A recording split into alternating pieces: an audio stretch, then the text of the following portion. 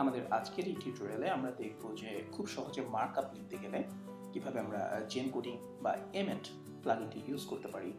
এমএটের support বর্তমানে সব আইডিতেই সাধারণত বিল্ট ইন থাকে, সো আপনাকে আলাদাভাবে অন্য কোনো কিছু করতে হবে না। কিন্তু এমএট ব্যবহার করলে আপনি অনেক দ্রুত মার্কআপ লিখতে পারবেন।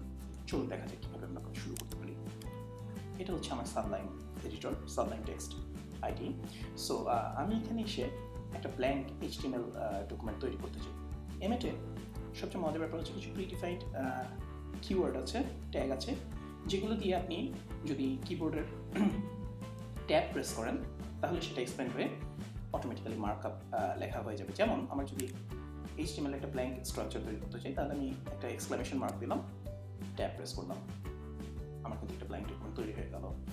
আমি এখন অনেক সময় দরকার হয় যে আমাদের হয়তো অলরেডি একটা ব্ল্যাঙ্ক মানে HTML স্ট্রাকচার আছে যেখানে মেটা ক্যারসেট নেই, আমি সেখানে এসে মেটা UTF এভাবে যদি লিখে ট্যাব প্রেস করি তাহলে আমার কিন্তু ক্যারেক্টার সেট যে UTF-8 হবে সেটা চলে আসবে। আমার যদি ফর এক্সাম্পল এখানে কোনো স্টাইল শিট লোড করা লাগে তাহলে আমি শুধু লিঙ্ক লিখে ট্যাব প্রেস করতে পারি এবং এখানে স্টাইল শিটের সোর্স দিয়ে দিতে পারি। কিংবা আমি যদি জানি যে আমার অলরেডি styles.css নামে একটা ফাইল আছে, আমি সেটাকে ইনক্লুড করতে চাই, তাহলে আমি যেটা করতে পারি সেটা link:/css লিখে ট্যাব দিলাম, আমার এখানে চলে আসলো অটোমেটিক্যালি। এছাড়া যদি কখনো স্ক্রিপ্ট ইনক্লুড করা দরকার হয় তাহলে আমি যেটা লিখি সেটা হচ্ছে স্ক্রিপ্ট সোর্স, ব্যাস আমি এখানে জাভাস্ক্রিপ্টের ফাইলের সোর্স দিয়ে দিতে পারি। তো এইটা হলো মানে হেডিং সেকশন। বডিতে আমরা আরও মজার কাজ করতে পারি। এমএটে কাজ করতে গেলে একটা জিনিস মনে রাখা লাগবে, সেটা হচ্ছে এমএটে কাজ করার সিস্টেম হচ্ছে আপনি শুধু ট্যাগ নেমগুলো দেবেন এবং তার আন্ডারে কী চাইল্ড থাকবে সেগুলো আপনি স্পেসিফাই করে দেবেন। এমএট অটোমেটিক্যালি সেটা এক্সপ্যান্ড করে মার্কআপ বানিয়ে ফেলবে। মনে করুন যে আমাদের একটা ইউএল আছে, ইউএলের ভিতরে আমরা 4টা এলআই আইটেম চাই, তাহলে আমরা যেটা করবো ইউএলের ভিতরে একটা এলআই দিয়ে আগে দেখি কেমন আসে। এবার আমি ট্যাব প্রেস করলাম, ব্যাস আমার একটা এলআই এলিমেন্ট চলে আসলো। আমি যদি এখন চাই যে না আমি একটা এলআই চাই না, আমি 4টা এলআই চাই, সো আমি যেটা করবো আমি এখানে *4 সাইন দিয়ে দিলাম, ট্যাব প্রেস করলাম, আমার এখানে 4টা এলআই এলিমেন্ট চলে আসলো। মজা না? এখন আমি যদি এই এলআইগুলোর প্রত্যেকটার ভিতরে কিছু টেক্সট দেখাতে চাই, ধরুন মেনু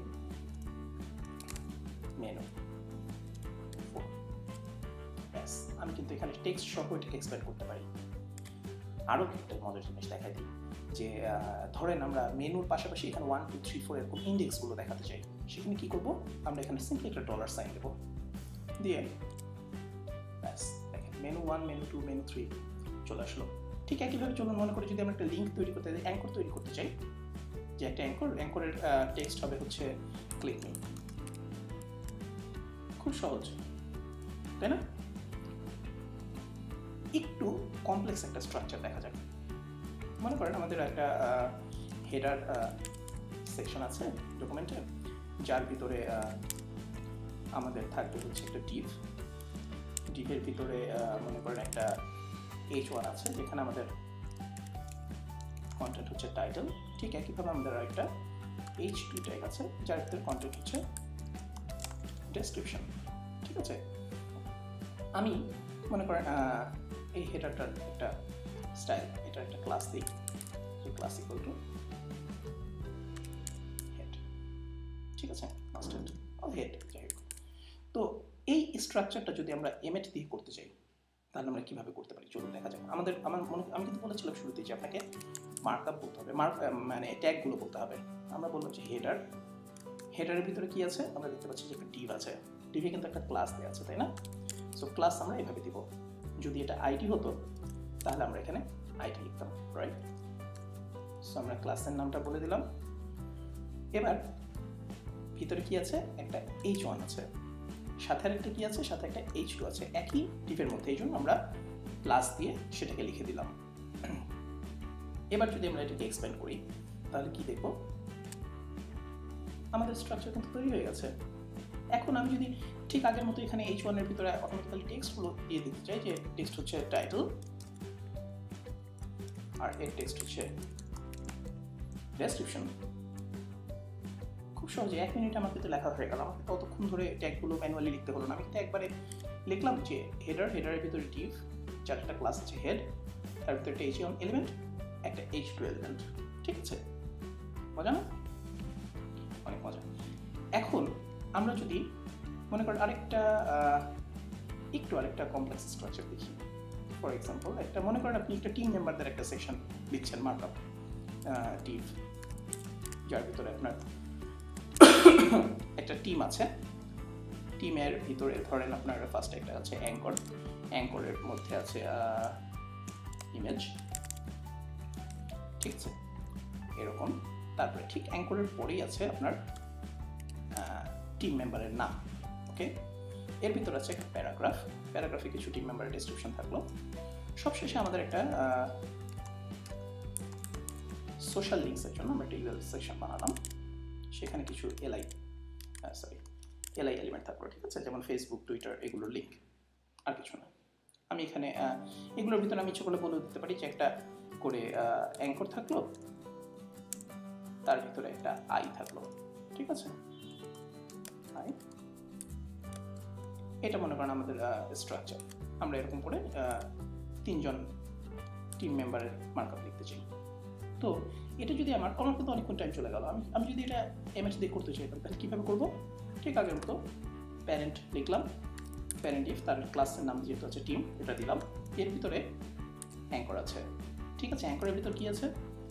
আইএনজি আছে। এখন দেখেন H1টা কিন্তু ডিভের ভিতরে আছে, H1টা কিন্তু অ্যাঙ্করের ভিতর নাই। সো আমরা যদি এখানে প্লাস H1 দিতাম তাহলে কিন্তু এটা অ্যাঙ্করের ভিতর চলে আসতো। আমাদের কিন্তু অ্যাঙ্করের ভিতর নাই, সো আমাদের এটা আছে ডিভের ভিতরে। তো এক স্টেপ উপর আসার জন্য আমাদের ক্যারেট এই সাইনটা ইউজ করতে হয়। সো আমরা এটা ইউজ করলাম, H1 মানে ডিভের মধ্যে চলে আসলো। এটা এখন হচ্ছে অ্যাঙ্করের সিবলিং আর কি। তারপরে কি আছে? তারপরে একটা প্যারাগ্রাফ আছে। তারপরে কি আছে? একটা ইউএল আছে। ইউএল এর কিন্তু ক্লাস আছে সোশ্যাল। এর ভিতর কি আছে? এর ভিতর আমার লিঙ্ক আছে। ঠিক আছে, লিঙ্ক কিন্তু কয়টা আছে? আমার লিঙ্ক আছে 4টা। প্রতিটা লিঙ্কের ভিতর কি আছে? একটা করে অ্যাঙ্কর আছে, একটা করে আইটেম আছে। এবার যদি আমরা দিই, আমাদের কিন্তু স্ট্রাকচার রেডি। কত সহজে আপনি দেখেন যে কত সহজে আমরা খুব চমৎকার একটা মার্কআপ লিখে ফেলতে পারলাম খুব কুইকলি, তাই না? অলরাইট, এটা মেইনলি এমএটের জন্য আমরা এত সহজে লিখতে পারি। আমি যদি এখানে 4টা টিম মেম্বার চাইতাম তাহলে কি করতে হতো বলুন তো? আমরা জাস্ট এখানে এসে বলতাম, বা 3টা যদি চাই, এখানে আসলাম, আমার কিন্তু 3টা টিম মেম্বারের জন্য মার্কআপ রেডি নিমেষেই, এক মুহূর্তে। এমএট খুবই মজার, সত্যিকার অর্থে আপনি যদি বুঝে এমএট ইউজ করতে পারেন, এমএট একটা চমৎকার জিনিস। আচ্ছা, এখন চলুন আরও কিছু মজার মজার জিনিস দেখা যাক। সেটা হচ্ছে আমরা যে ইউএল যে লিখলাম, হ্যাঁ, ইউএল ভিতরে এলআই, এর ভিতরে আমরা 4টা এলআই দিলাম। এটা লেখার জন্য আরেকটা শর্টকাট আছে। ধরেন আমরা এলআই ডট আইটেম, এটা আমরা 4টা এলআই এর ক্লাস আছে আইটেম, 4টা এলআই ধরে করলাম একটা ইউএল এর মধ্যে। তো এটা আমরা এমএটে যেভাবে লিখতে পারতাম, এভাবে না লিখে এই এলআইটা আসলে লেখার দরকার ছিল না, কারণ ইউএল এর ভিতরে বেসিক্যালি এলআই থাকে, আর কিছু থাকে না। সিম্পল, এলআইটা লেখার দরকারই নেই। আমাদের যদি কখনো একটা টেক্সট ইনপুট ফিল্ড তৈরি করা দরকার হয়, ইনপুট টেক্সট, ঠিক আছে। আমাদের যদি কখনো বাটন তৈরি, এই ধরেন পাসওয়ার্ড ফিল্ড তৈরি করা দরকার হয়, সিম্পল, জাস্ট ইনপুট কলম, এভাবে। ঠিক একইভাবে মনে করেন আমরা আরেকটা যেটা কাজ করতে পারি সেটা হচ্ছে গ্রুপিং করতে পারি কন্টেন্ট। মনে করেন অনেক একটা ডিভ আছে, ডিভের ভিতরে মনে করেন H1 আছে প্লাস H2 আছে, ঠিক আছে। আমার এখন আরও একটা ডিভ দরকার যার ভিতরে শুধুমাত্র ইউএল আছে, আর 4টা এলআই আছে, ঠিক আছে। আমি যেটা করতে পারি সেটা হচ্ছে এভাবে গ্রুপিং করে দিতে পারি, ঠিক আছে। তো আপনি যদি শুধু মনে রাখেন যে কিভাবে মাল্টিপ্লাই করা যায়, যে ইনটু সাইন দিয়ে, এবং এক স্টেপ উপরে আসা যায়, তাহলে কিন্তু আপনার এমএটে লেখা মানে কোড লেখা অনেক ইজি হয়ে যাবে। সবশেষে আজকের এই ছোট্ট টিউটোরিয়ালটা শেষ করার আগে আরেকটা মজার জিনিস দেখাই। ধরেন মার্কআপে আপনি কাজ করতে গেলে অনেক সময় আমাদের ডামি টেক্সট ইউজ করা লাগে না? আমরা কিন্তু সবাই যে লরেম এপসাম টেক্সট ইউজ করি, তাই না? লরেম এপসাম টেক্সট ইউজ করি। তো এমএটের মধ্যে ডিফল্ট লরেমের সাপোর্ট আছে। মনে করেন আমরা একটা প্যারাগ্রাফ চাই যার মধ্যে লরেমের সাপোর্ট দরকার, আমরা শুধু কী করবো, আমরা লরেম লিখবো, একটা প্যারাগ্রাফ লরেম ট্যাপ দেবো, ব্যাস অটোমেটিক্যালি কিন্তু লরেম লেসন চলে আসলো। আমার কোথা থেকে কপি করা লাগলো না। আমার যদি 4টা প্যারাগ্রাফ দরকার হয়, 3টা প্যারাগ্রাফ দরকার হয়, মজার ব্যাপার দেখেন, এখানে আমি 3 দিলাম, লরেম লিখলাম, আমার 3টা প্যারাগ্রাফ চলে আসলো ডামি টেক্সট। এবং মজার ব্যাপার হচ্ছে একটা টেক্সট কিন্তু আরেকটা টেক্সটের সাথে ডুপ্লিকেট না, মানে নতুন টেক্সট। মজা না? আরও যেটা আমরা কাজ করতে পারি, ধরেন আমার একটা ডিপ আছে, ডিপের ভিতরে একটা H1 আছে আর একটা প্যারাগ্রাফ আছে, ঠিক আছে? H1-এ অল্প কিছু টেক্সট দরকার, আমার 5টা ওয়ার্ড দরকার ডামি, আর প্যারাগ্রাফের মধ্যে আমার 20টা ওয়ার্ড বা 30টা ওয়ার্ড দরকার।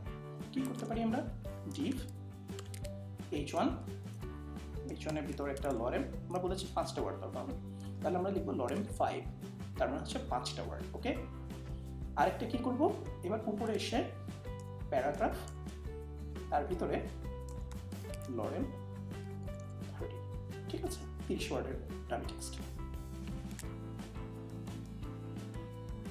মজা না? অনেক মজা।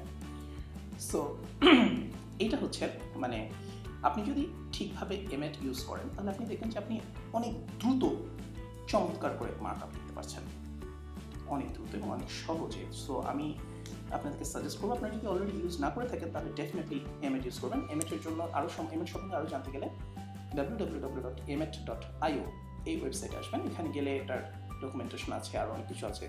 এবং নেক্সট আরেকটা ছোট পর্বে আমরা দেখবো যে এমএট দিয়ে আসলে, এখন তো এই পর্বে শুধু দেখলাম মার্কআপ, নেক্সট পর্বে আমরা দেখবো যে কীভাবে এমএট আমরা সিএসএস-এর জন্য ব্যবহার করতে পারি। এই টিউটোরিয়ালটা দেখার জন্য আপনাদেরকে অনেক ধন্যবাদ।